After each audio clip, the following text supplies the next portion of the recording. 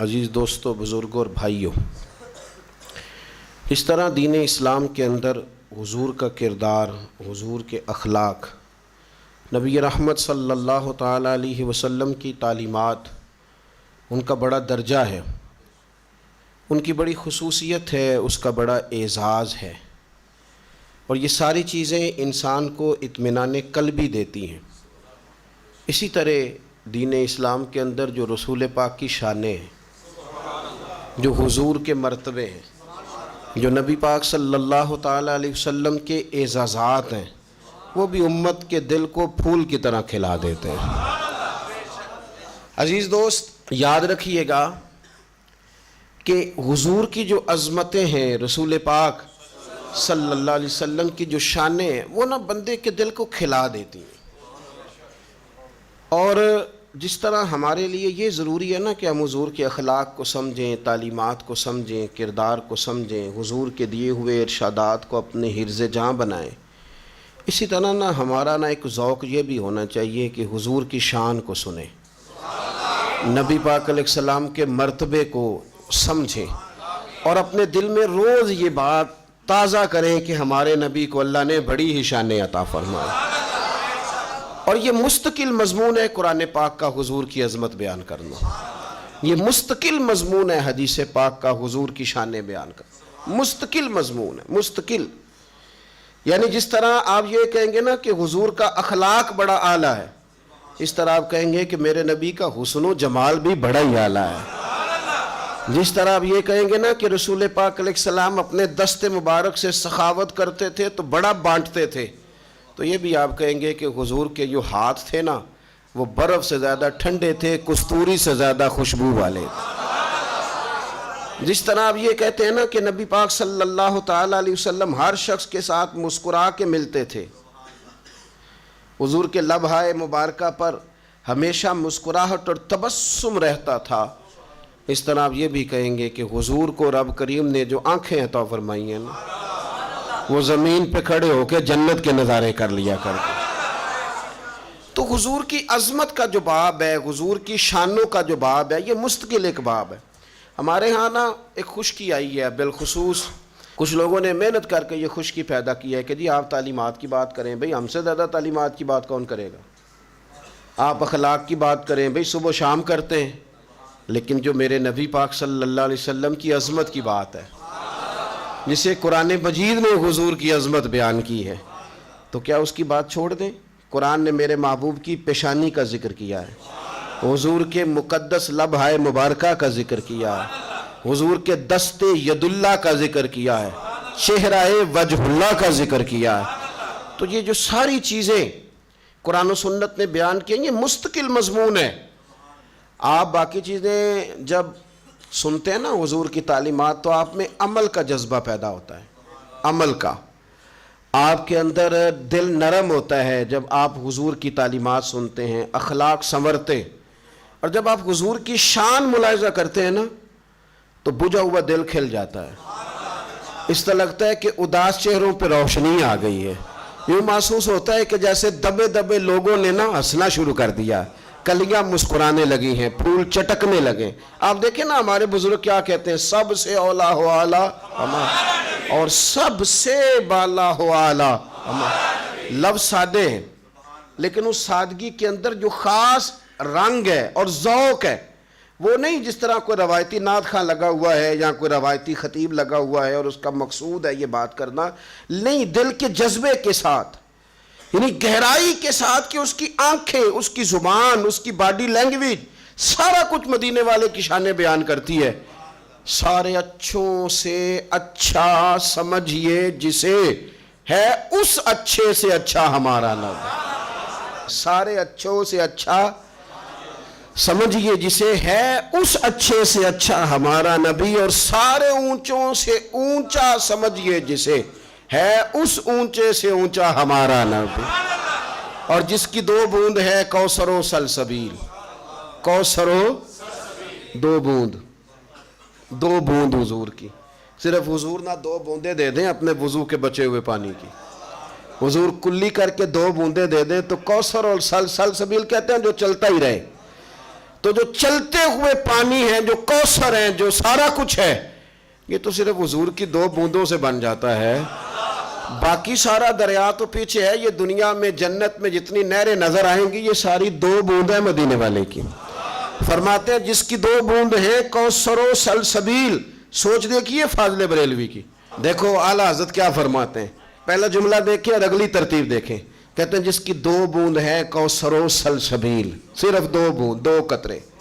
جس کی 2 بوند ہے کوثر و سلسبیل، ہے وہ رحمت کا دریا ہمارا نبی. یہ تو 2 بوندیں ہیں ابھی، باقی سارا تو. اور پھر ایک آب حیات بڑا مشہور ہے. اعلیٰ حضرت کیا فرماتے ہیں؟ فرماتے ہیں جس کے قدموں کا دھوون ہے آب حیات. میں نے کہا کہ حضور کی شان آپ کا مرجھایا دل. لوگ کہتے ہیں آج طبیعت بڑی بے چین ہے، تو میں کہتا ہوں حضور کی نعت سنو. کہتے ہیں آج بور بڑا ہو رہا ہوں، تو میں کہتا ہوں حضور کی نعت سنو. کہتے ہیں آج دل نہیں لگ رہا، تو میں کہا مدینے والے کے ساتھ لگاؤ. آپ غلط جگہ پہ سکون تلاش کرتے ہیں، وہاں ہے ہی نہیں تو ملے گا کیسے؟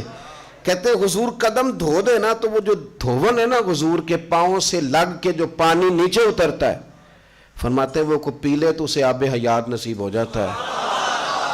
جس کے قدموں کا دھون ہے آب حیات، ہے وہ جان مسیحا ہمارا نبی. ہے وہ جان مسیحا ہمارا نبی، سب سے اولا ہو اعلیٰ. میں نے کہا کہ شعر و سخن میں کوئی اعلیٰ حضرت کے قریب نہیں جا سکتا، لیکن یہ دیکھیں ان میں لفظ اسناد میں سادے استعمال کیے. سادے. کبھی آپ سادگی کا بھی حسن لینا تو اصل جو چیز ہوتی ہے وہ نکھر جاتی ہے. فاضل بریلوی کہتے ہیں کہ جملہ دیکھیں، کہتے ہیں اپنے مولا کا پیارا ہمارا نبی. نہیں سمجھے آپ بات؟ وہ وزیر صاحب کا پیارا نہیں. آپ میری بات کو سمجھیں. دنیا دار ہیں، کہتے ہیں فلانا لاڈلا ہے، پیارا ہے. نہ کہتے ہیں اپنے مولا کا پیارا ہمارا نبی، اور دونوں عالم کا دولہ ہمارا نبی. اور جیسے سب کا خدا ایک ہے، ویسے ہی ان کا ہمارا تمہارا نبی. اور فرماتے ہیں کہ لا مکان تک اجالا ہے جس کا وہ ہے، 2 جہاں کا اجالا ہمارا نبی. لا مکان تک اجالا ہے جس کا وہ ہے، ہر مکان کا اجالا، ہر مکان کا اجالا ہمارا نبی. حضور کی جو شانیں ہیں، حضور کی جو عظمتیں، وہ طبیعت ٹھنڈی کرتے ہیں. آپ دیکھیے سرکار نے خود فرمایا، جامع ترمذی میں حدیث ہے، اور اسی طرح صحیح مسلم میں ہے، سنن کبریٰ میں، اسی طریقے سے مجمع الزوائد میں ہے، کنز الاموال میں، کئی کتابوں میں آپ کو حدیث ملے گی. حضرت ابو ہریرہ رضی اللہ تعالیٰ عنہ راوی ہیں. نبی پاک صلی اللہ علیہ وسلم فرماتے ہیں 6 باتوں میں مجھے باقی نبیوں پر اللہ نے زیادہ فضیلت عطا فرمائی. ایک تو مطلق فضیلت ہے نا، لیکن 6 باتوں میں اللہ نے مجھے فضیلت عطا فرمائی. فرمایا ایک تو اللہ تعالیٰ نے مجھے جامع کلمات عطا کیے.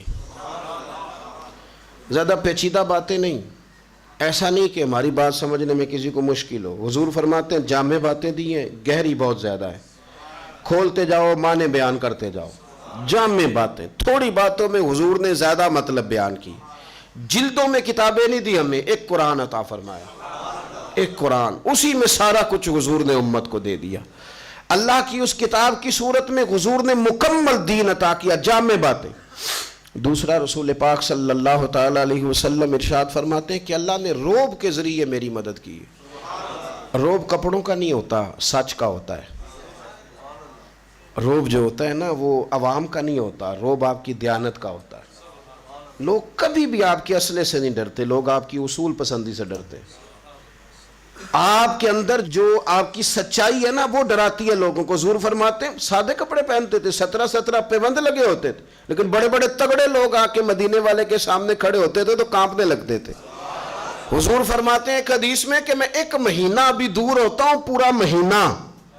ابھی دشمن کے پاس جانے میں مجھے مہینہ لگے گا، 1 مہینہ دور ہوتا ہوں، پہنچنے میں اتنا وقت ہوتا ہے، اور میرا دشمن میرے روب سے کانپ رہا ہوتا ہے.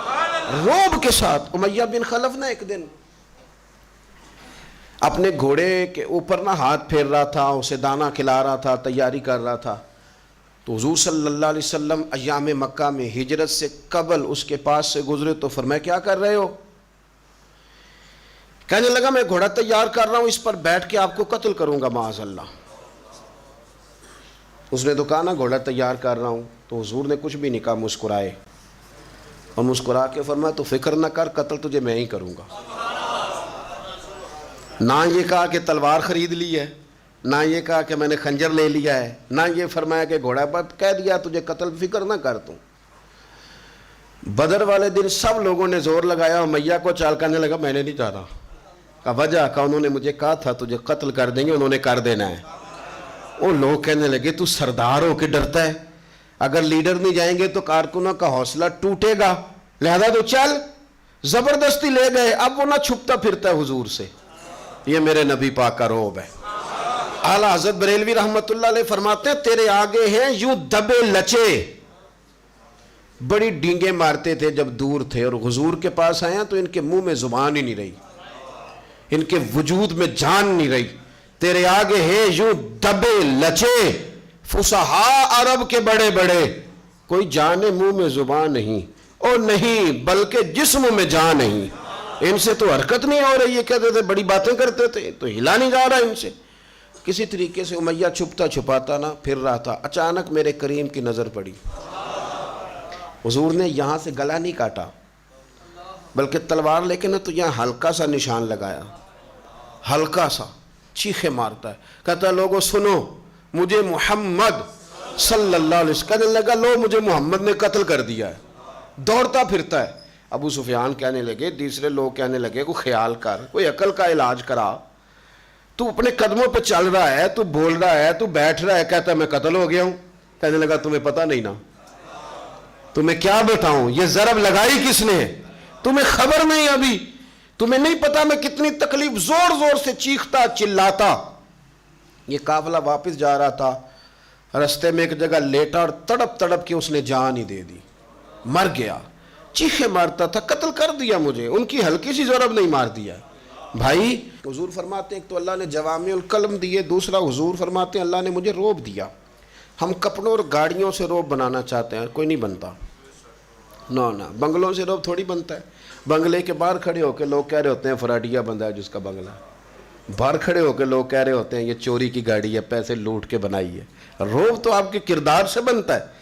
میرے محبوب کا جو روب ہے وہ میرے نبی کی سچائی کا روب ہے، حضور کا جو روب ہے وہ دیانت کا روب ہے، نبی پاک کا جو روب ہے وہ اس بات کا غلبہ ہے۔ وہ تلواریں لے کے آ جاتے تھے بدر اور احد میں، لیکن جب کوئی اکیلے بٹھا کے پوچھتا نا سچ بتاؤ تو کہتے تھے سچ تو وہی ہے جو مدینے والے فرماتے ہیں۔ تو پھر تو آپ ہارے ہوئے ہیں، ہارا ہوا بندہ تلوار اٹھائے گا تو لڑے گا کیا؟ جس نظریہ لڑا کرتا ہے، ہاتھ نہیں لڑا کرتے۔ تو جب آپ کا نظریہ ہار گیا تو آپ خاک کسی کا مقابلہ کریں گے؟ پھر میرے رسول پاک صلی اللہ تعالیٰ علیہ وسلم تیسرے نمبر پہ فرماتے ہیں اللہ تعالیٰ نے نا زمین کو میرے لیے پاک اور سجدہ گاہ بنا دیا ہے، میری امت جہاں بھی نماز پڑھے گی رب ان کی نماز کو قبول فرما لے گا۔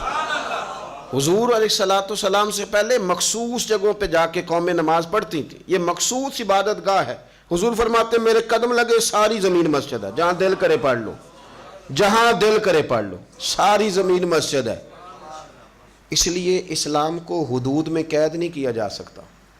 یہ ہمیں لالچ تھا حکومتوں کا، اس لیے ہم نے اسلامی سلطنت کو توڑا، چھوٹے چھوٹے ٹکڑوں میں بانٹ دیا، اتنا سا دبئی، اتنا سا ابو ظہبی، اتنا سا شارجہ، عرب شریف کو ہم نے حصوں میں بانٹا، سلطنتیں ہم نے بکھیر دیں، اپنی اپنی حدود میں قائم ہو گئے۔ حضور فرماتے ہیں یہ ساری مسجد اللہ نے زمین بنا دی ہے اور میری برکت سے بنائی ہے۔ اس لیے اقبال کہنے لگے کہ تو چونکہ مصطفیٰ والا ہے، چونکہ مصطفی ہے، اور مصطفیٰ کریم کی شان یہ ہے کہ وما ارسلناک الا رحمۃ للعالمین، حضور عالمین کے رسول ہے، لہذا حدود بندیوں میں قید نہ ہو، اپنے وطن سے محبت کر، اس کی تعمیر و ترقی کر، لیکن اسلام کو حدوں میں قید نہ کر۔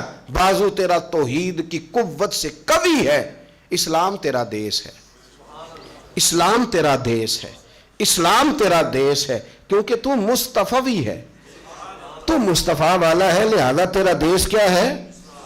تیرا دیس کیا ہے؟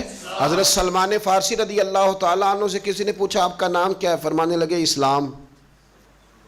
کہا آپ کے والد کا نام؟ فرمانے لگے اسلام۔ کہا آپ کے دادا کا نام؟ فرمایا اسلام۔ کہا پردادا کا نام؟ فرمایا اسلام۔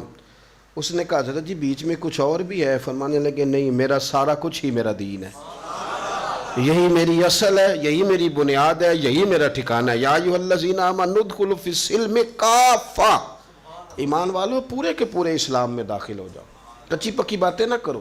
میرے رسول کریم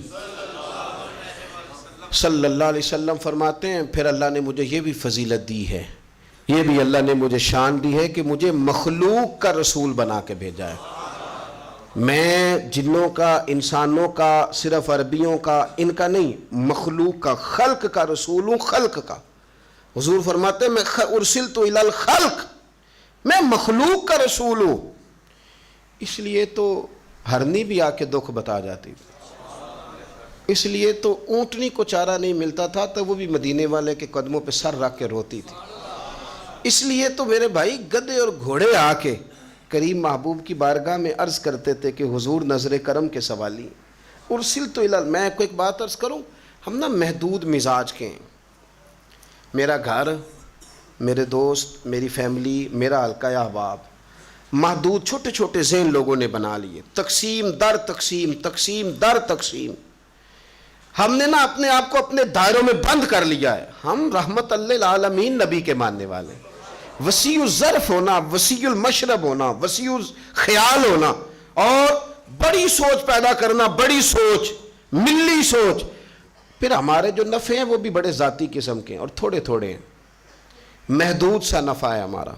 مطلب ہماری سوچ، میں اکثر کہتا ہوں کہ سوچ کیا ہے کہ اپنی گلی کے آگے بڑی سڑی تھڑی بنا لی ہے۔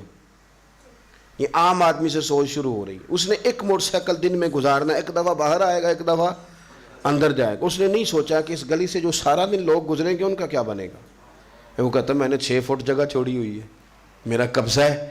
سوچیں جب تک ملی نہیں ہوتی، سوچیں جب تک قومی نہیں ہوتی، تب تک انسان بڑا نہیں ہوتا۔ آپ کا ذہن جب تک بڑا نہیں، آپ وسیع بات کریں، کھلی بات کریں۔ حضور فرماتا ہے میں مخلوق کا رسول ہوں، میں جو چیزیں تمہارے پاس لے کے آیا ہوں وہ وقتی بھی نہیں ہیں، سطحی بھی نہیں ہیں، اور وہ علاقائی بھی نہیں ہیں۔ اس لیے میرے رسول پاک صلی اللہ علیہ وسلم کی آپ کوئی بھی بات سنیں گے نا تو وہ قوموں کے لیے ہے، وہ ملتوں کے لیے ہے۔ وہ ایسے ہے کہ جیسے ایک بات ہو رہی ہے اور اس کے اندر پوری کائنات کے مسائل حضور نے سمیٹ کے رکھ دی۔ سوچ چھوٹی نہ کریں، ہمارا نفع بڑا چھوٹا ہو گیا ہے۔ میں دیکھتا ہوں کہ ہم جو بات کرتے ہیں نا اس میں یہ ہماری مذہبی جماعتیں کیا ہم کر سکیں، صحیح العقیدہ کی بھی جو لوگ جماعتیں ہیں وہ بھی کیا کر سکیں۔ اس کی وجہ یہ ہے کہ ہم نے نا اپنے آپ کو اپنے دائروں میں بند کر لیا ہے۔ میں کشمیر کے موقع پہ اکثر کہتا ہوں کہ ہم تو مطلب فوٹو سیشن کراتے ہیں، 15 بندے میں بھی لے کے چلا گیا، میری جماعت نے بھی جلوس نکالا ہے، تو 20 فلانا بھی لے کے چلا گیا، تو انہوں نے بھی اپنا نام اخباری نمائندوں کو دے دیا، تو پریس کلب کے سامنے چلے، فوٹو شوٹو آ گئی، تو ٹھیک ہے چل رہا ہے کام۔ انقلاب اس دن آئے گا جس دن ہاتھوں کی نہیں انسانوں کی زنجیر بنے گی۔ انقلاب اس دن آئے گا جس دن کچھ لوگ ایسے ہوں گے، ایسے کہ جو کہیں گے کہ ہم نے اپنا نہیں صرف سوچنا، ہم نے نسلوں کی بات کرنی۔ میرے رسول پاک صلی اللہ علیہ وسلم طائف میں موجود ہیں، طائف میں ان لوگوں نے پتھر مارے، تکلیف دی، سارا وجود لہو لہان ہو گیا۔ حضرت زید بن حارثہ رضی اللہ تعالیٰ عنہ کہتے ہیں مجھے اتنا قلبی، ذہنی، اعصابی اور روحانی مجھے اس وقت اذیت کا سامنا تھا کہ میں نے عرض کیا کہ یا رسول اللہ آپ دعا کریں یہ تباہ ہو جائیں، آپ دعا کریں یہ تباہ و برباد ہو جائیں، دعا کریں۔ حضور نے ہاتھ اٹھائے، کہا اللہ انہیں ہدایت دے دے، انہیں پتہ ہی نہیں یہ کیا کر رہے ہیں، فَإِنَّهُمْ لَا يَعْلَمُونَ، انہیں شعور نہیں۔ جس طرح بچے کے لیے نہیں بندہ کہتا اسے پتہ ہی نہیں۔ تو حضور سے میں نے عرض کی یا رسول اللہ ایک بندے نے بھی بات نہیں مانی اور آپ نے دعا نہیں کی، تباہی کی۔ تو یہ حضور کی سوچ ہے، یہ کریم کی دی ہوئی امید ہے۔ نبی کریم فرمانے لگے زید یہ نہیں مانتے تو پھر بھی میں تباہی کی دعا نہیں کروں گا، اس لیے کہ اگر یہ نہیں نہ مانتے تو مجھے امید ہے ان کی آنے والی نسل مان جائے گی۔ حضور اتنی بڑی بات کرتے ہیں، اتنی وسیع بات کرتے ہیں، اور امت وہ اپنی گلی سے، اپنے محلے سے، اپنی برادری سے نکلنے کو تیار ہی نہیں۔ آپ اپنی بڑی بات کریں، بڑی سوچ کا مظاہرہ کریں۔ آپ دیکھیں جب آپ کا امام غزالی فرمایا کرتے تھے تو دینے کا شوق تو پیدا کر، تو بانٹنے کا ارادہ تو بنا، تو سخاوت کا دل تو بنا، تو ارادہ کر، رب تجھے سخی بنانے کے لیے تیری مدد بھی کاری دے گا، لیکن تیرا ارادہ ہی نہیں ہے تو وہیں الجھ گیا ہے۔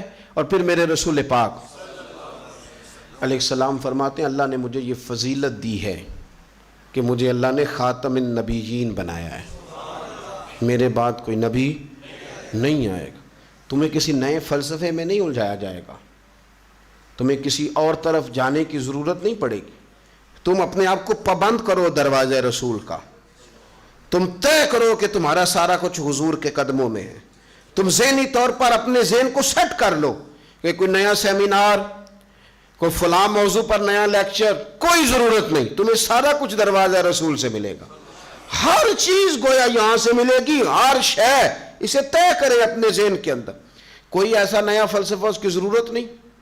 حضرت عمر فاروق رضی اللہ تعالیٰ عنہ جیسے سمجھدار آدمی کی بات کر رہا ہوں، جناب عمر فاروق معاملہ فہم آدمی، اور اعصابی طور پر جن لوگوں کو اللہ نے پختگی عطا فرمائی تھی نا، جنہیں کھڑا ہونا آتا تھا، سٹینڈ لینا آتا تھا، رسک لیتے تھے جو لوگ زندگی میں اور جواں مردی سے لیتے تھے، ان میں نام ہے سیدنا فاروق اعظم، جواں مردی سے۔ حضرت عمر مسجد میں بیٹھ کے تورات پڑھ رہے تھے، حضور تشریف لے آئے۔ یہاں تو لوگوں کو بڑا شوق ہے نا نئی نئی کہانی سننے کا۔ میں ذہنی طور پر تنگ نظر آدمی نہیں اپنے آپ کو سمجھتا، لیکن مجھے نہیں اچھا لگتا کہ آپ نے انگریزوں کے قول اسکولوں کی دیواروں پہ لکھوا دیے، آپ نے مطلب ان لوگوں کے اقوال لکھوا دیے ہیں جن کو پتہ ہی نہیں تھا بیچارے کو کہ جملہ کس جگہ کیا کہنا تھا۔ کیا آپ نے ساری حدیثیں طالب علموں کو سکھا لی ہیں؟ حضور کے دیے ہوئے ارشادات، سرکار کی بتائی ہوئی باتیں، ہم تو بھئی اس سے ہی باہر نہیں آ سکتے، تو ہمیں کیا ضرورت پڑی تھی کہ تھوڑا سا اس سے سیکھتے، تھوڑا سا اس سے سیکھتے؟ ہم کوئی کاسا لیس ہے کہ ہمیں نئے نئے دانشوروں سے سیکھنے کی ضرورت ہے؟ ہمیں سارا کچھ ہمارے رسول نے عطا فرمایا، ہر چیز حضور نے دی ہے، ہر چیز۔ تو یہ تو بالکل جان بوجھ کے گھر میں دیکھیں، میں اکثر کہا کرتا ہوں کہ جو ابا محنت کر کے پیسے کمائے نا، اور موسم کے سارے پھل فریزر میں لا کے رکھے، اور ضرورت کے سارے کپڑے بچوں کو دے، اور ایک سے زیادہ سکولز کا یونیفارم بنا کے دے، اور اس کے بچے اگر پڑوسیوں کی چیز دیکھ کے کبھی للچائیں تو وہ والد کہتا ہے تم نے تو میری کمائی ضائع کر دی، تمہارا دل للچا رہا ہے، تمہارے منہ میں پانی آ گیا کسی کے گھر میں دو چیزیں دیکھ کے، تو میں جو تمہارے لیے جان کھپاتا ہوں، مانا کیا ہے؟ یہ تو کوئی وہ بندہ کرے گا جس کے اندر احساس کمزوری ہو، احساس کمتری ہو، جس کو ہر شے گھر میں ملے، وہ باہر جائے تو والد ناراض ہوتا ہے، کہتا نہیں تم نے سمجھا ہی نہیں کہ تمہیں کتنا کچھ دے دیا تھا، باہر تم کیوں گئے؟ بھائی حضرت عمر کہتے ہیں میں مسجد میں بیٹھ کے تورات پڑھ رہا تھا، حضور تشریف لائے، پوچھا کیا کر رہے ہو؟ اور یہ کسی کمزور آدمی کی بات نہیں، مضبوط اعصاب کا آدمی، ذہنی سطح جن کی بلند ہے، فکری طور پر جو ایک چٹان کی طرح رکھتے ہیں اپنے ذہن کو۔ فرماتے میں تورات پڑھ رہا تھا تو حضور نے فرمایا کیا کر رہے ہو؟ میں نے عرض کی حضور حضرت موسیٰ کلیم پہ نازل ہونے والی کتاب پڑھ رہا ہوں۔ تو نبی پاک صلی اللہ تعالیٰ علیہ وآلہ وسلم کے چہرے پر میں نے ناراضگی دیکھی، اور حضور نے کیا فرمایا؟ فرمایا عمر تم تورات پڑھ رہے ہو؟ اگر آج حضرت موسیٰ کلیم علیہ السلام حیات ظاہری میں ہوتے تو میرا کلمہ پڑھ کے میرے قرآن کی تلاوت کرتے۔ طے کر دیا تمہارے لیے میں نے ساری چیزیں، اب تمہیں کسی اور جگہ جانے کی ضرورت نہیں ہے، بالکل ضرورت نہیں ہے تمہیں، بالکل۔ حضرت عبداللہ ابن سلام کیا فرماتے میرے دل میں خیال ہی تو آیا تھا، خیال ہی تو صرف میرے ذہن میں آیا تھا، چونکہ میں یہودیوں کی طرف سے ادھر آیا تھا اسلام کی جانب، تو خیال آیا تھا میرے ذہن کے اندر کہ وہاں اونٹ کا گوشت نہیں کھایا جاتا، اونٹنی کا دودھ نہیں پیا جاتا یہودیوں کے ہاں۔ تو اگر آپ کے مائنڈ سیٹ میں ہو جاتا ہے نا کہ یہ چیز میں نے نہیں کھانی، یہ ہمارے بچے ہیں اللہ خیر کرے کچھ نئے، تو ان کو دیسی گھی سے خوشبو نہیں آتی، تو اگر زبردستی کھلا دیں تو کیا کر دیتے ہیں۔ نہیں میں آپ کی بات تھوڑی کر رہا ہوں، میں تو کسے باشد پتہ نہیں کس کی بات کر رہا ہوں۔ ہم دیہاتی لوگ ہیں، ہمارے تو جو بزرگ تھے وہ اگر نہیں کھاتے تھے تو گردن میں 2-3 تھپڑ بھی مارتے تھے، کہتے تھے جوان منڈا ہو گیا تیرے کو دودھ کیوں نہیں پہ کھادا جاندہ، جلدی کر۔ تو اب یہ انہوں نے طے کر لیا نا، ان کے ذہن میں بیٹھ گیا کہ میں نہیں کھا سکتا تو نہیں کھایا جاتا۔ آپ کے ذہن میں کچھ چیزیں سوار ہو جاتی ہیں، کوئی ایسا پھل ہے، کوئی ایسی سبزی ہے، بچوں کو زہر لگتی ہے، آپ دیں تو وہ کیا کرنے کے قریب آ جاتے ہیں۔ تو حضرت عبداللہ ابن سلام کہتے ہیں میرے ذہن میں صرف اتنی بات تھی کہ اونٹ کا گوشت یہودیوں کے یہاں چونکہ منع تھا، میں نے وہاں ایک زندگی کا لمبا عرصہ گزارا ہے، اونٹنی کا دودھ وہ نہیں پیتے تھے، میں نے ایک لمبا وقت گزارا تھا، تو یہاں فرض نہیں ہے۔ کتنے لوگ ہیں جو کس چوک میں ملتا ہے جی اونٹ کا گوشت، ہمارے ہاں تو رواج ہی نہیں، اونٹنی کے دودھ کا بھی رواج نہیں، وہاں منع ہے یہاں ضروری نہیں، تو خیال آیا کہ چلو چھوڑ دیتے ہیں۔ خیال آیا، اللہ نے قرآن نازل کر دیا، فرمایا مسئلہ یہ نہیں کہ اونٹنی کا دودھ ہے یا اونٹ کا گوشت ہے، مسئلہ یہ ہے کہ تھوڑا سا بھی اور نہیں کہیں بھی جانا، سوال پیدا نہ اس میں نا آپ نے ایک در پڑھیے تو محکم پڑھیے تو ایک دے ہو کے مریے، یہ جگہ جگہ جانے کا کیا مطلب ہوا؟ ادھر ادھر نہیں ہونا، یہاں آگے ہو یک در گیر محکم گیر، مدینے والے کا دروازہ پکڑو تو پکا کر کے پکڑو، صحیح کر کے پکڑو، صحیح کر کے۔ ہمارے تو بچے رات ٹی وی پہ جو فیشن دیکھتے ہیں سویرے اٹھ کے کرنے لگ جاتے ہیں۔ آپ نے کمزوری دکھائی غیروں کو، چاہیے تھا وہ آپ کا رنگ اپناتے، وہ آپ کا۔ میرے صاحب رحمۃ اللہ علیہ، میں نے ایک دن پگڑی لپیٹ لی تو میں ان کے سامنے گیا تو مجھے فرمانے لگے مولانا یہ کیا پگڑی باندھ کے آ گئے ہو، جاؤ صحیح کر کے باندھو۔ میں مثلا ہمارے ہاں درویشی بھی ہے نا، بعض لوگ پیر اس کو مانتے ہیں جس کے کپڑے پھٹے ہوئے ہوں اور اس نے کئی جگہ پہ پیوند لگائے ہوں چاہے جالی لگائے ہوں، وہ پیر صحیح ہوتا ہے، کہتا ہے بندہ درویش ہے۔ تو میں نے وہ امامہ شریف صحیح کر کے باندھا، میں حاضر ہوا تو مجھے فرمانے لگے پتر سنت اس طرح ادا کرو کہ اچھی لگے، کسی اور کا بھی دل کرے اپنانے کو۔ یہ کوئی طریقہ نہیں ہے کہ آپ اس طرح کا لباس اوڑھ لے کے سامنے والا کہے کہ جڑی مصیبت اینوں پئی ہے میں نہیں گل پانی، اس طرح نہیں کریں آپ پیار کریں اپنے طریقے سے۔ تو حضور نے فرمایا عمر ادھر ادھر نہیں جا سکتے، میں خاتم النبیین ہوں، میرے بعد نبی کوئی نہیں۔ اگر موسیٰ علیہ السلام موجود ہوتے تو میرا کلمہ پڑھتے، میرے قرآن پاک کی، حضور خاتم۔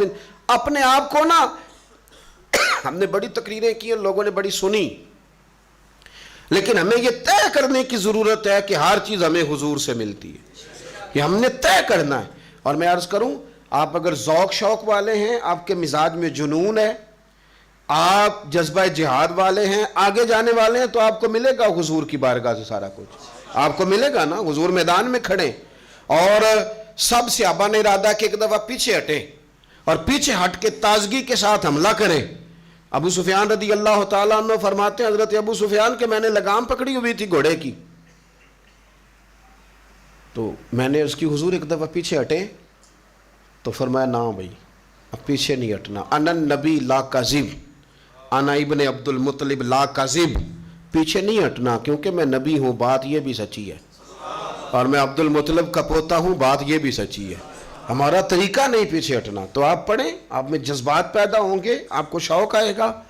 اگر کسی کا دل کرے کہ میرا مصلی آباد ہو تو وہ آئے نا۔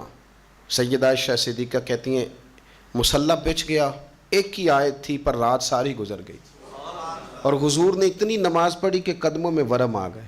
تو کریں نا آپ یہ کام، آئے نا، آپ کو ہر چیز حضور کی بارگاہ سے ملے گی، دائیں بائیں جانے کی کوئی ضرورت نہ ہمیں کیا ضرورت ہے، وہ تو کوئی اور جائے، ہمیں تو سارا کوئی دروازہ رسول سے ملتا ہے، ہر شے ملتی ہے۔ کچھ لوگ کہتے ہیں جی ملتا نہیں، تو میں انہیں کہتا ہوں کہ تم کہتے ہو ملتا نہیں، تو جنہیں ملا ہے ان سے ملاقات تو کر کے دیکھو،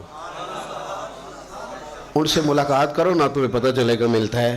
یوں نہ کرو، سارا کچھ حضور کے دروازے پہ موجود ہے، اپنی اپنی کہانیاں نہ بناؤ، یہاں آ جاؤ یہاں آ جاؤ، ٹھوکریں کھاتے پھرو گے، ان کے در پہ آ پڑو، قافلہ تو اے رضا اول گیا آخر گیا۔ اقبال کہنے لگے نہ جہاں میں کہیں بھی اما ملی، جو اما ملی تو کہاں ملی، میرے جرم خانہ خراب کو تیرے عفو بندہ نواز میں۔ آخر دعوایا ان الحمدللہ رب العالمین۔